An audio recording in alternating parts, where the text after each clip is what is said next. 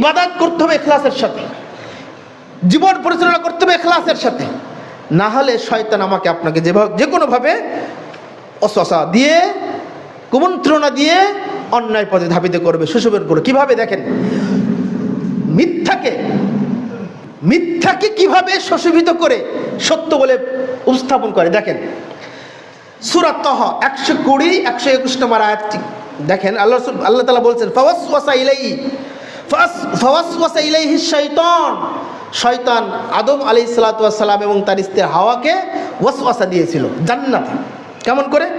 ক্বালা ইয়া আদম, হে আদম, হাল আদুল্লুকা আলা শাজারাতিল খুলদি ওয়া মুলকিন লা ইয়াবলা, হে আদম, আমি কি তোমাকে এমন রাজত্ব আর এমন গাছের চিরস্থায়ী গাছের কথা বলে দেব না যা ভক্ষণ করলে লা তুবলা, যে জীবন কখনো শেষ হবে না। বলছে এমন সময়, এমন স্থায়ী আর এমন রাজত্বের কথা বলে দেব না যা খেলে তুমি কখনোই শেষ হবে না। যে জগৎ, এই জান্নাত, তুমি চিরদিন থাকতে পারবে, কখনো জান্নাত থেকে তোমাকে বহিষ্কার করা হবে না, তোমাকে নামিয়ে দেওয়া হবে না, তুমি এখান থেকে বের হতে পারবে না, তোমাকে এরকম কাজ করে বলে দেবো না। বুঝলি? হ্যাঁ। তখন সে তার প্ররোচনায় ফাকালা, তার উভয় আদম এবং হাওয়া উভয় ফাকালা মিনহা, উভয় এই ফল, গাছের ফলটা খেলো। ফাবাদাত লাহুমা সাওয়াতুহুমা ওয়া তুফিকা ইয়াখসিফানি আলাইহিমা মিন ওয়ারাকিল জান্নাহ।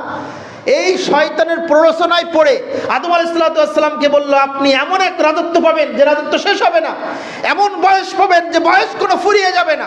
এই যখন প্ররোচনা, কিন্তু এমন রাজত্ব মানুষ কেউ পাবে যে রাজত্ব কখনো শেষ হবে না?